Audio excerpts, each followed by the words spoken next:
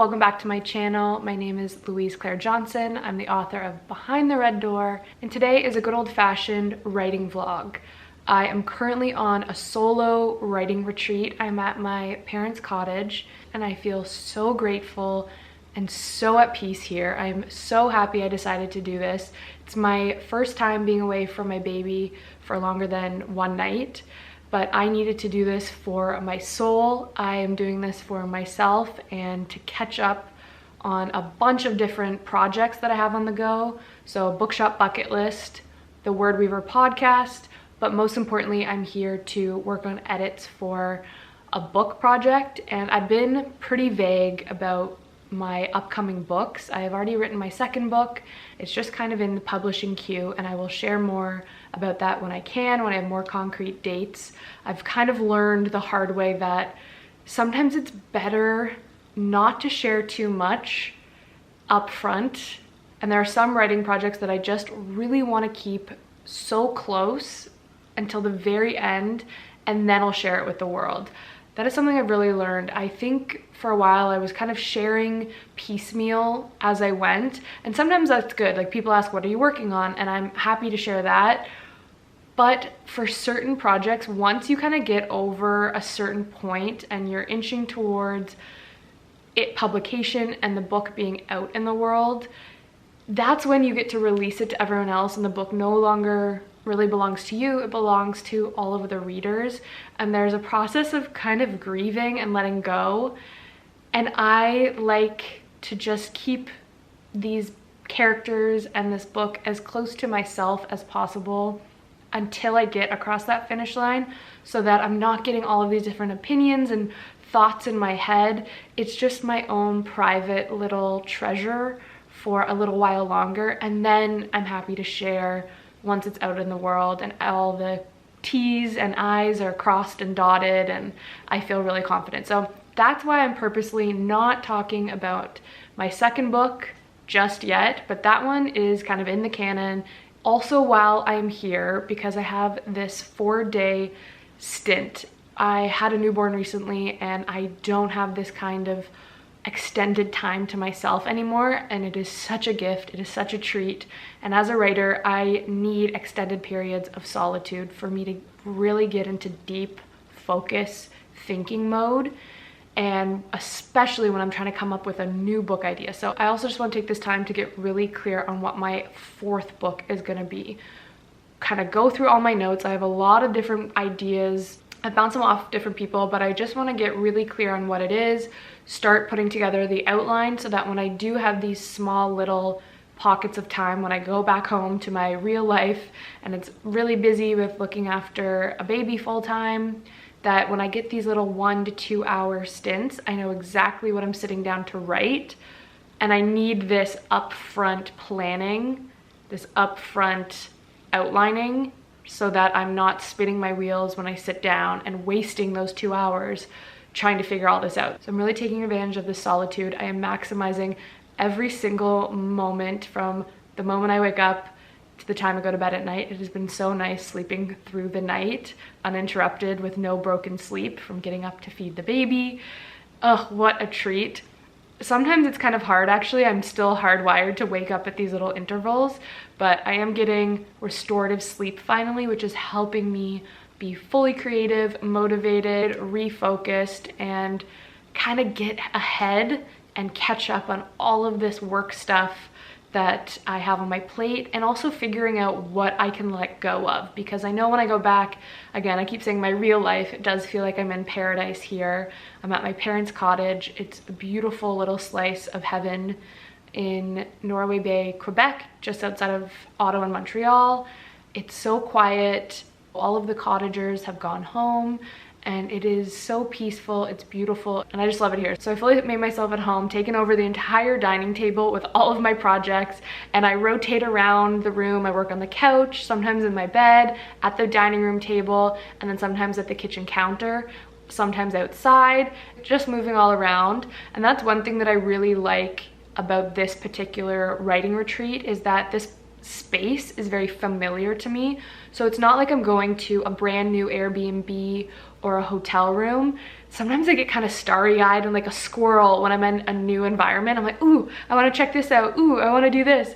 And I don't immerse myself into the writing work right away, because it's so exciting in a brand new Airbnb to want to settle in, check everything out. But I've been here so many times, everything is familiar. I don't feel that jolting, want to check everything out. I actually can get down to work a lot quicker, which has been very nice. But then also something kind of new that I'm implementing on this writing retreat that's a bit different from how I've operated in the past. Normally when I go on a writing retreat, I kind of go full immersion.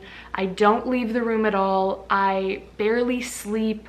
I will stay up all night, kind of cramming for a final exam, because it'll usually only be like 1 to 2 nights. I'm trying to write as many words as I possibly can. But while I'm here, I want to feel good about the process. I want it to be fun. I want it to be enjoyable. And I, most importantly, want to reset my nervous system and feel calm, because I haven't been feeling that lately, and approach the work in a calm, peaceful way. And I think so far it's better for it. So that means having a nice slow morning, waking up, having my coffee, taking some time to read outside, going for a run, showering, getting ready for the day, and then diving into the work. A lot of times I'll kind of come to these things and I won't even change into my pajamas. I'll just keep going. And I might have one day where I do that, where I'm just really cozy and I just kind of sit and I sloth and I don't go anywhere and I fully just don't leave the table until the sun goes down. But I think there's something about kind of putting myself together, enjoying and savoring the moment, feeling put together that makes me feel productive. But it's also kind of a way of me practicing how I want to approach my writing days. This is also a big treat because I don't normally get to languish like that in the mornings anymore with a baby. I'm up at all hours of the night and usually up at like 5 a.m. super early with the baby, and it's just off to the races. So this is also a treat for myself to just get time to myself and do what I want to do. So I'm gonna get back to it. I will check in with you in a little bit.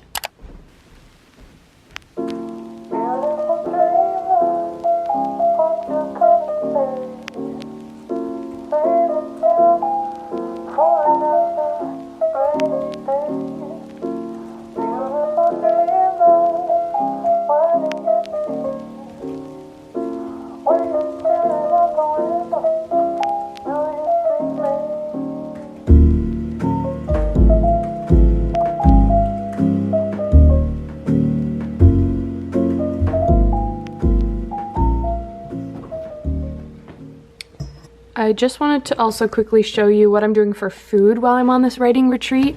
And these are all healthy, pre-made meals that I can have for lunch or dinner, which is amazing. So it kind of worked out timing-wise. My mom gets this meal delivery service. She just so happens to be out of town and wasn't able to use all of the meals. So I am the lucky recipient, and this is so helpful. I can kind of show you what one looks like.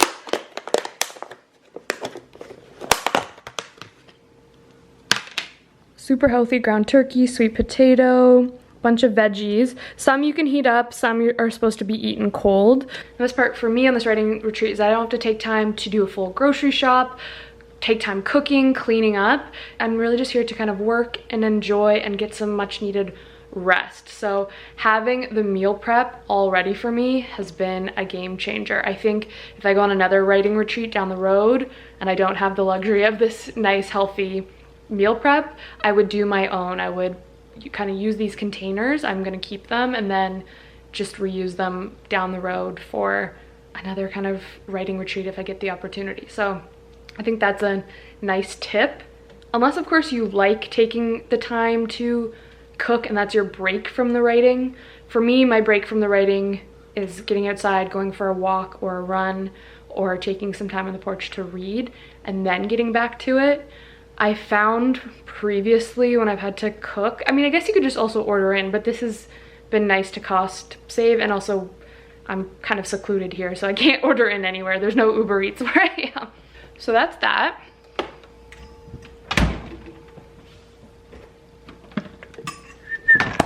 And of course, no writing retreat is complete without coffee.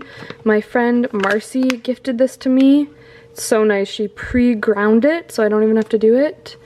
And I just make a pot every morning. That was the one thing I did buy, was a little creamer for my coffee.